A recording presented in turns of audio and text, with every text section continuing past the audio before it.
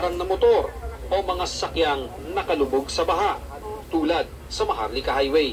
2 kilometro at nasa ilang minuto na lang dapat ang biyahe at nakarating na dapat kami sa Naga, pero tumagal pa ng 1.5 oras bago namin narating ang boundary. Mahirap po makapasok yung ating mga sasakyan papunta rito. Kahit yung mga tulong po, mga relief goods, hindi po makapasok.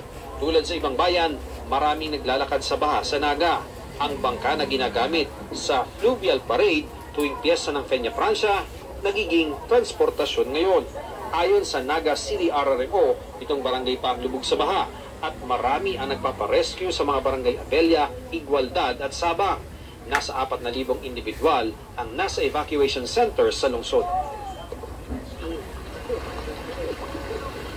Emil, yung clearing operation ay sinimula na kanina ng Philippine Red Cross doon sa area ng bayan ng Milaor at sabi ng mga taga-CDRRMO ng Naga, ang balita nila ay ang Philippine Army kasama ang DPWH ay magkakatuwang sa gagawin nilang clearing operation doon nga sa mga na-stranded at nalubog na mga sasakyan para ma-adjust sila, Emil, mahila para makatuloy na dito sa Naga at sa iba pang parte ng Bicol yung mga ayuda at yung mga tutulong na rescue team, Emil. Iyan, ang binabanggit mo sa iyong report at nakita namin sa iyong video, marami kayong inabutang mga residente na nasa bubungan pa rin. Sila ba'y inirescue o naroroon pa rin sila sa kanilang mga pwesto hanggang sa mga oras na ito?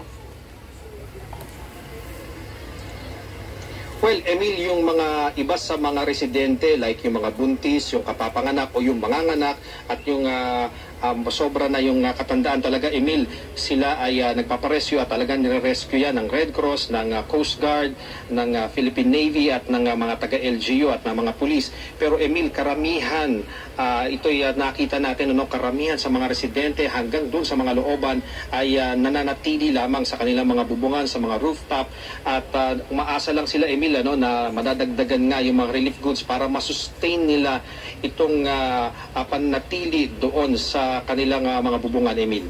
At iyan, sa impormasyon na iyong hawak, ano-ano pang lugar dyan sa probinsya ng Camarines Sur ang hindi pa naaabot hanggang sa mga oras na ito ng pamahalaan? Paano sila, ngayong kumagat na ang dilim?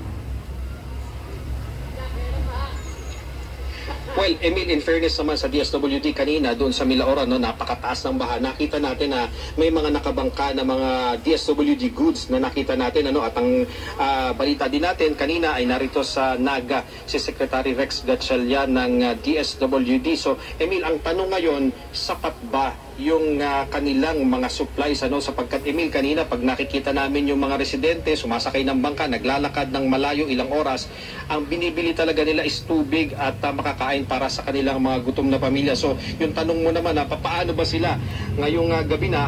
Well, Emil, ang mga kuryente sa maraming bayan na nakalubog sa baha ay wala pa rin. So talagang, Emil, mahirap ang kanilang sitwasyon, pero patuloy yung kanilang dalangin na sana patuloy na ang pagganda ng panahon dito sa Camarines Sur para maibsa na at unti-unting humupa yung baha, Emil, at kahit papano makarating na ang lahat ng tulong at ang rescue, Emil. Maraming salamat at ingat kayo. Ian Cruz. Kabi-kabila ang naitalang pagguho ng lupa sa Baguio City. Dahil sa